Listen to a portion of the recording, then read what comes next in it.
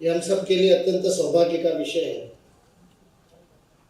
और अभी तुलसियान जी कह रहे थे कि चयन करते समय बड़ा ध्यान रख करके चयन किया, लेकिन मैं सोचता हूँ कि ये चयन करके आपने अपना अगला मार्ग बड़ा दुष्कर कर दिया है। कई बार पुरस्कार भी पुरस्कृत होता है, वैसा आपका सुखद प्रसंग है। डॉक्टर हेडगेवार प्रज्ञा समान से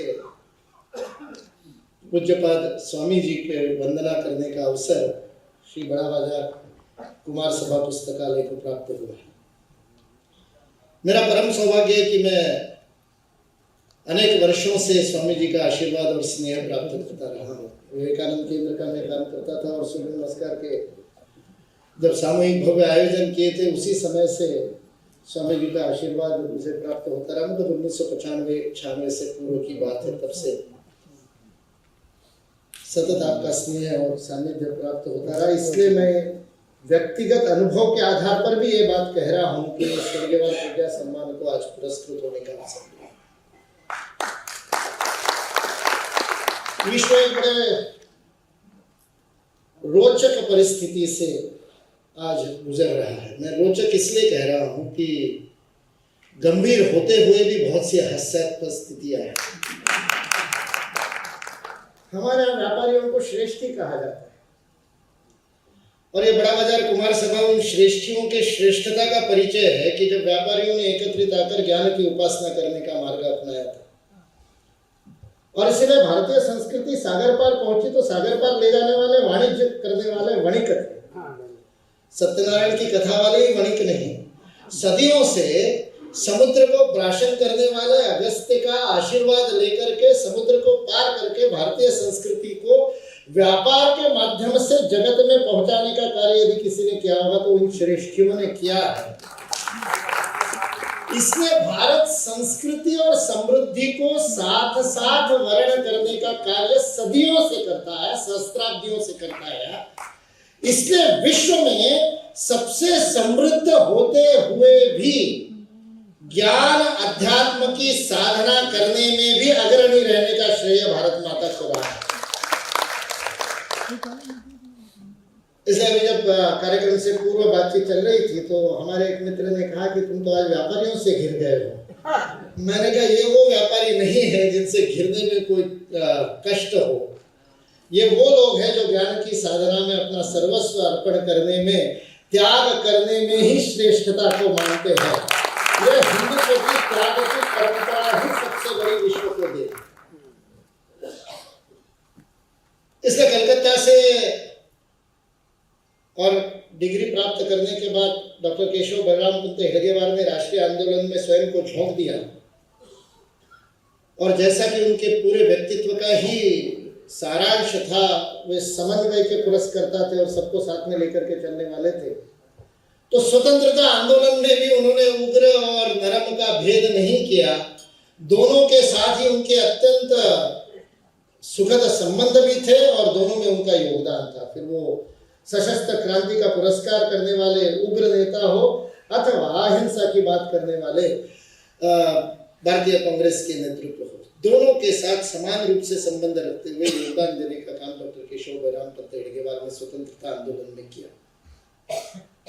मात्र 36 वर्ष के आयु में क्या अद्भुत भगवती की कृपा रही होगी कि उनके मन में एक डॉक्टर, आधुनिक डॉक्टर तो यहाँ अभी आज परिचय कराते समय एक वैद्य जी का भी परिचय कराया।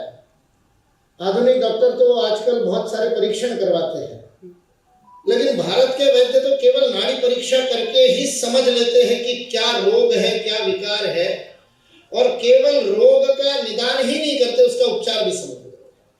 तो डायग्नोसिस और प्रोग्नोसिस दोनों करने की अद्भुत क्षमता इस डॉक्टर में भी थी और उसने केवल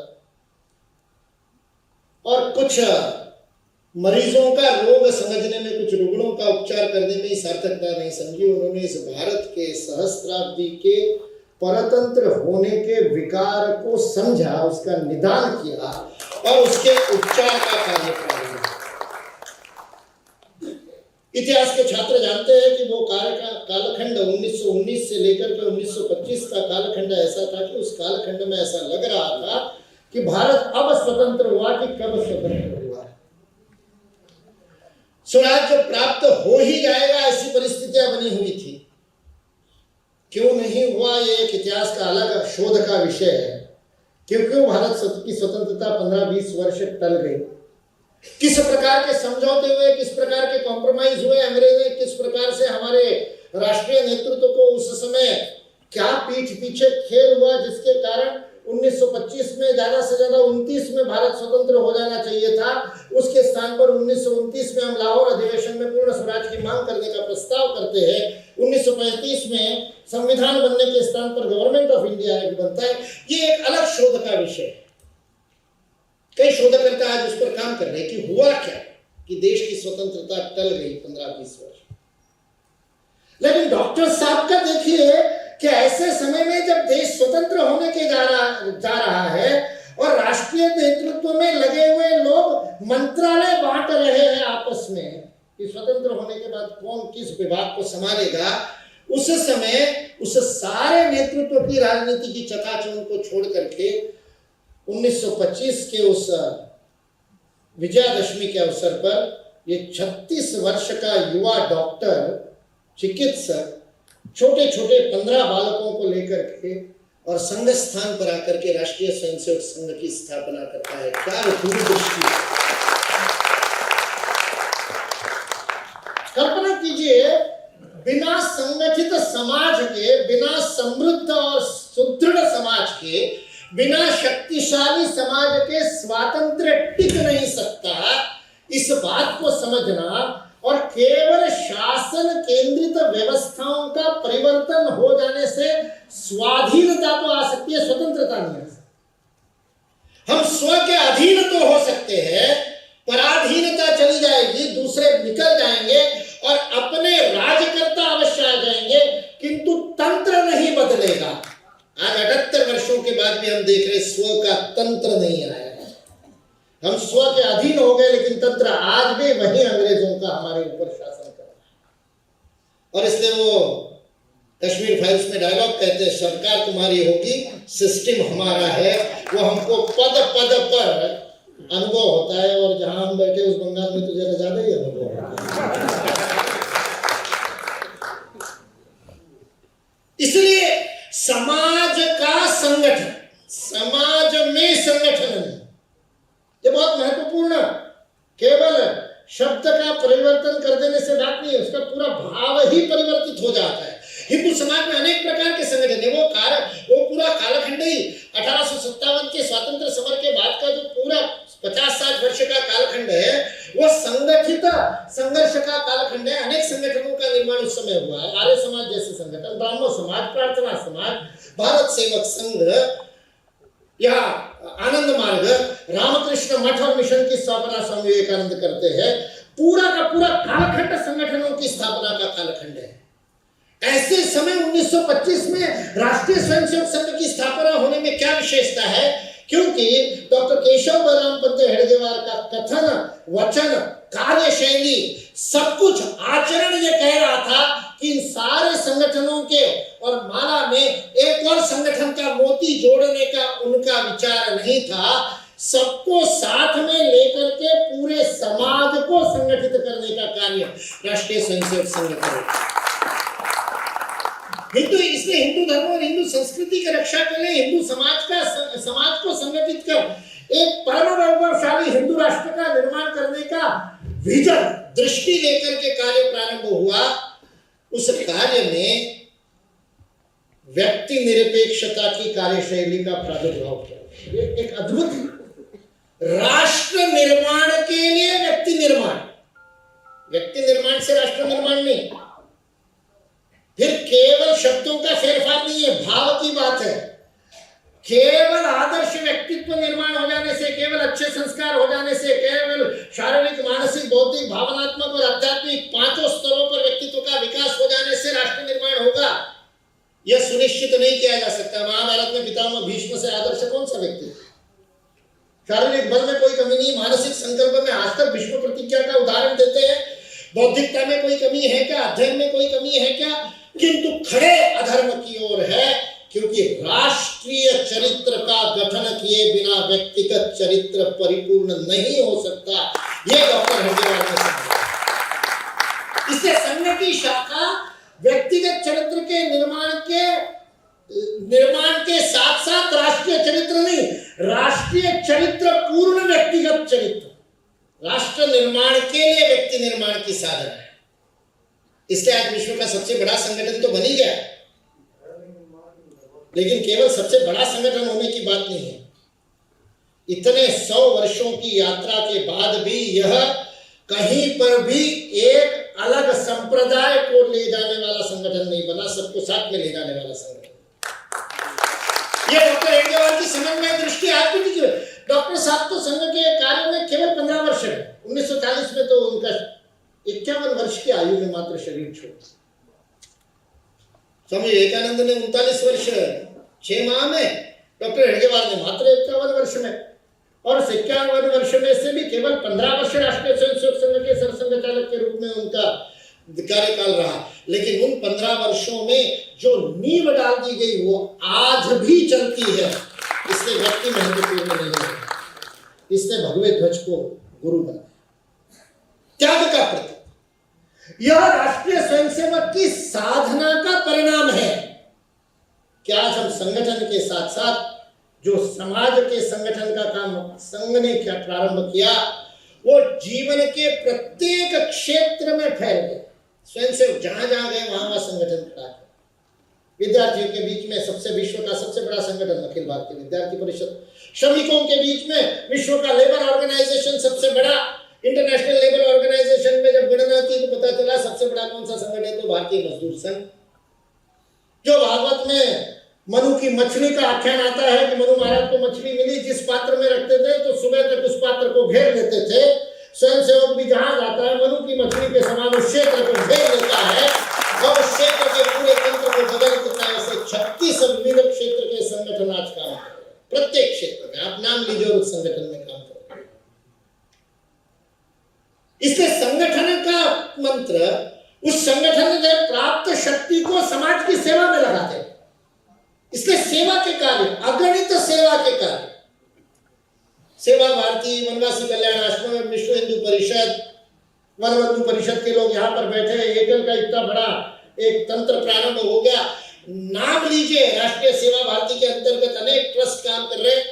1,53,000 से अधिक सेवा प्रकल्प आज सारे भारत में इन संगठनों के माध्यम से चल रहे हैं। और उसमें आप में से कई स्वयंसेवकों के द्वारा स्व प्रेरणा से प्रारंभ किए हुए गणना में नहीं है। ये तो संगठित गणना है 1,53,000 की। वो सारी गणना कर ली जाए तो 5 लाख से अधिक सेवा प्रकल्प डॉक्टर हेडगेवार की प्रज्ञा से उत्पन्न संगठन शक्ति से तैयार है। समाज के सामने जो प्रश्न आते हैं उन प्रश्नों का निवारण, समरसता का प्रश्न है। इतने वर्षों बाद भी समाज जाति भेद में ग्रसित है। हिंदू एक नहीं होगा, संगठित नहीं होगा तो विश्व में उसका जो दायित्व है उसका निर्वहन नहीं कर सकेगा। इसलिए विश्व के गुरु के रूप में भारत माता को प्रस्थापित करने के लिए हिंदू को यदि अपना योगदान देना है तो एक होना पड़ेगा। सामाजिक समरसता का कार्य शुरू। गांवों का उदय होना, महात्मा गांधी कहते रहे। 1946 में पत्र लिखा कि हिंद स्वराज में, ग्राम स्वराज में जो बात लिखी है वो स्वतंत्रता के बाद लागू हो। हमारे प्रथम प्रधानमंत्री ने उत्तर दे दिया। जब पहली बार पढ़ा था तब भी मुझे लगा था कि ये गड़बड़ है, इसलिए इसको नहीं लागू करेंगे। लेकिन संघ ने ग्राम विकास का कार्य शुरू किया और एक गांव के अंदर उस गांव को स्वावलंबी, आत्मनिर्भर बना करके शासन निरपेक्ष विकास का प्रतिमान खड़ा करने का काम हजारों गांवों में हमारा ग्राम विकास प्रकल्प। ऐसे कुटुंब प्रबोधन, जब केवल चिंता हो रही थी कि संयुक्त से परिवार एकल की ओर जा रहे हैं, परिवार नहीं रहेंगे तो सनातन कहाँ रहेगा, चिंता चल रही थी। संघ चिंता नहीं करता, चिंतन करता है और चिंतन में से समाधान निकलता है। इससे कुटुंब प्रबोधन की गतिविधि प्रारंभ हो गई। आज करोड़ों कुटुंबों में छोटे छोटे मंगल विधान के माध्यम से कुटुंब के प्रबोधन का कार्य कर रहे हैं। 6 गतिविधियों के माध्यम से। सबसे अंतिम, सबसे छोटी गतिविधि पर्यावरण की गतिविधि है। जब सारा विश्व पर्यावरण की समस्या से जूझ रहा था, संघ ने आज से 6 साल पहले पर्यावरण गतिविधि का प्रारंभ किया और आज विश्व में सर्वाधिक वृक्षारोपण करने वाला कौन सा संगठन होगा तो वो हमारी पर्यावरण गतिविधि मधु की मछली है, वो तो सर्वव्यापी ही होगी। इससे संगठन के बाद सेवा और सेवा के बाद व्यवस्था परिवर्तन। केवल शासन में स्वयंसेवक आ जाने से काम नहीं चलेगा, तंत्र को बदलना पड़ेगा। इसलिए तंत्र का परिवर्तन, और तंत्र केवल सत्ता का नहीं, शासन का तंत्र तो एक विधान है, लेकिन समाज का भी अपना तंत्र है। भारत में नीति आयोग ने एक अनुमान लगाया और उसने गणना की और गणना से उनको पता चला कि 1.5 लाख के लगभग यात्राएं होती है।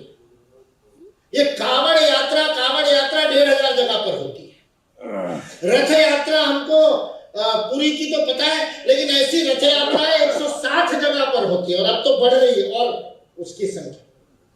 ये समाज का तंत्र है, जो समाज का तंत्र अपने आप बिना किसी शासन के सहायता के चलता है। ये तंत्र का परिवर्तन आवश्यक है। तंत्र के परिवर्तन से ही व्यवस्था परिवर्तन होगा। इसलिए हिंदुत्व के, एकत्व के, विविधता का सम्मान करने वाले, सबको एक रूप बनाने की बात नहीं। मैं प्रारंभ जिस रोचक परिस्थिति से किया था, वो रोचक परिस्थिति क्या है? जब आपने पहला प्रज्ञा पुरस्कार दिया था 1991 में, उस समय आप में से अनेक चार्टर्ड अकाउंटेंट मुझे परिचय कराया गया, यहाँ पर बैठे अर्थशास्त्री। उस 1991 में एलपीजी की बात चली, लिबरलाइजेशन, प्राइवेटाइजेशन, ग्लोबलाइजेशन, और डंकल का प्रस्ताव आया और डंकल के प्रस्ताव के बाद में 1995 में वर्ल्ड ट्रेड ऑर्गेनाइजेशन की स्थापना की। स्वामी विवेकानंद ने 1897 में लाहौर में घोषणा कर दी कि अमेरिका यदि किसी दिन शक्तिशाली हुआ तो सारे विश्व को बाजार बना देगा, क्योंकि अमेरिका का स्वभाव व्यापार। और वर्ल्ड ट्रेड ऑर्गेनाइजेशन के साथ आजकल शब्द बड़ा प्रचलित हुआ, उस समय हमको समझ में नहीं आता था कि ये क्या है। हम जब स्वदेशी के लोगों के साथ मिलकर के अध्ययन करते थे तो एक गैट था, GATT, general agreement on trade and tariff. GATT को सर्वाधिक विरोध स्वदेशी जागरण मंच उस समय कर रही थी, क्योंकि स्वदेशी जागरण मंच का कहना था कि प्रत्येक राष्ट्र को अपने राष्ट्र हित के अनुसार दूसरे राष्ट्रों के साथ व्यापारिक संबंध बनाने का अधिकार होना चाहिए। डंकल महाशय कह रहे थे नहीं, सारा विश्व एक बाजार है, सबको मिला करके एक ट्रेड एंड टैरिफ की पॉलिसी होनी चाहिए। इसलिए जनरल एग्रीमेंट दुनिया के 190 देशों को दादागिरी करके गैट पे सिग्नेचर करवाए थे इसी अमेरिका 1991 में। और आज आप 36वां पुरस्कार दे रहे तो वही अमेरिका 200 देशों के साथ अलग अलग टैरिफ एग्रीमेंट करता हुआ घूम रहा है पिछले 6 महीने से। हम जो कहेंगे वही मार्ग, my way is the highway, और उसी पद्धति से विश्व को चलना पड़ेगा। इस आग्रह के कारण ही विश्व में हमेशा रक्तपात हुआ है। फिर वो किसी संप्रदाय को मानने वाले किसी धर्मगुरु का हो कि मेरे ईश्वर को मानता है, केवल वही मुक्ति पा सकता है, अन्य सभी तो शैतान के उपासक है, ये कहने वाले अब्राहमिक रिलीजन हो, अन्यथा विश्व के समस्त समुदायों को एकत्रित करके साम्यवाद के नाम पर विभेद करने वाला साम्यवाद का मार्ग हो, या व्यापार, मुक्त व्यापार के नाम पर सारे विश्व को इसी प्रकार की डेमोक्रेसी, इसी प्रकार का व्यापार, इसी प्रकार का तंत्र मैं बताऊंगा, वो तुमको करना पड़ेगा। इस प्रकार की दादागिरी ने विश्व को और युद्ध में हमेशा से झोंका है। सारे युद्ध इसी के लिए। और हिंदू धर्म ने कहा एकम सत विप्राह बहुधा वदन्ति, और ये केवल उपासना के बारे में नहीं था, ये जीवन पद्धति के बारे में था। हमारे यहाँ पॉलिटिकल सिस्टम्स अलग अलग हो सकती है। प्रतिदिन हमारे मंदिरों में और आरती होने के बाद जो मंत्र पुष्पांजलि बोली जाती है उसमें बोला जाता है स्वराज्यम वैराज्यम पारमेष्टम राज्यम महाराजमाधिपत्य में। अथर्ववेद 16 प्रकार की विभिन्न राजनीतिक व्यवस्थाओं की बात करता है। और कौटिल्य के अर्थशास्त्र में चाणक्य कह रहा है चंद्रगुप्त से चक्रवर्ती सम्राट बनोगे, इसका अर्थ ये नहीं है कि मगध की व्यवस्था सबके ऊपर थोपोगे। पाटलिपुत्र से 100 मील की दूरी पर चलने वाला वैशाली गणराज्य अपनी गणराज्य की पद्धति से चल रहा है। आत्विकों के साम्राज्य सीधी डेमोक्रेसी के रूप में चल रहे हैं। एक ही चक्रवर्ती सम्राट के अधीन 16 प्रकार की राज्य व्यवस्थाएं चल सकती थी। ये भारत की विशेषता थी, ये विविधता का सम्मान था। इसलिए विश्व में गए, विश्व की संस्कृतियों को समाप्त नहीं किया, उनको केवल पोषित किया, पुष्ट किया, उनको अपने अपने बीजत्व के अनुसार प्रस्फुटित होने का अवसर प्रदान किया। कुछ बात स्वामी जी के सामने ज्ञानेश्वर माऊली के बारे में, संत ज्ञानेश्वर के बारे में कुछ बोलने का, नाम लेने का भी अधिकार मुझे नहीं है, किंतु भगवत गीता का और आख्यान करने के बाद अंत में वाग देवी की और वाग देवता के लिए प्रसाद मांगते समय जो सर्वोत्तम पंक्ति जो हृदय को छू जाती है, वो उस प्रसाद, एक एक पंक्ति ऐसी है कि जिसमें पूरी भारतीय संस्कृति और हिंदुत्व का विचार है। लेकिन आज के इस विषय के अनुरूप मैं कहना चाहता हूं, उन्होंने शब्द प्रयोग किया, विश्व स्वधर्म सूर्य पाहो। विश्व अपने अपने स्व धर्म के अनुसार अपनी विश्व में जो भूमिका है उस बीजत्व को लेकर के आगे बढ़े, ये भारत का विचार है। इसलिए विश्व में शांति के लिए भारत का विश्व गुरु बनना ये मानवता की आवश्यकता है।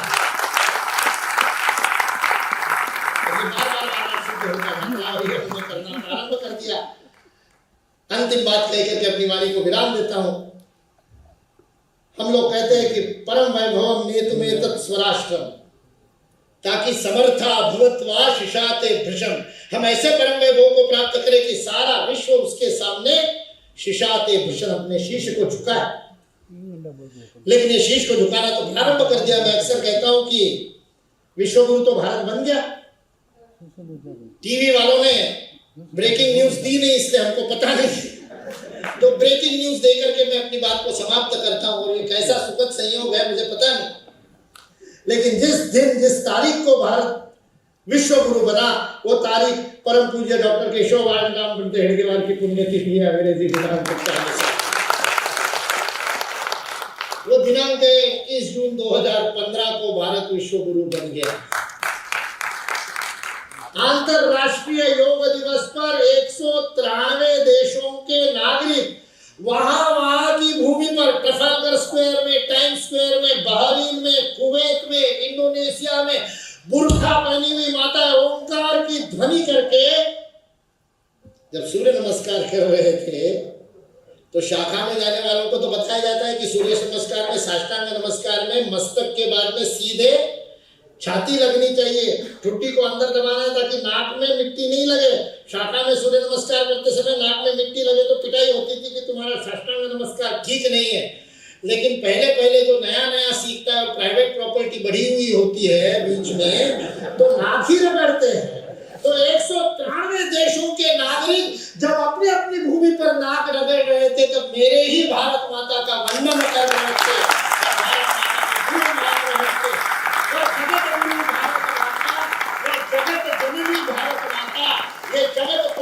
भारत माता हर क्षेत्र में, अर्थ के क्षेत्र में, सारे विश्व में अनर्थ मनाने वाले इस अर्थशास्त्र को परिवर्तित करके अभ्युदय निश्चय यसानी धर्म वाला समुत्कर्ष स्थापित करने वाले, राजनीति में प्रत्येक नीति को आगे ले जाने वाले, श्रेय मार्ग पर ले जाने वाले ऐसे विश्व मार्ग को प्रशस्त करने का कार्य इन प्रज्ञावान समुदाय के लोगों से हो, उसके लिए हम अपना जीवन समर्पित करें।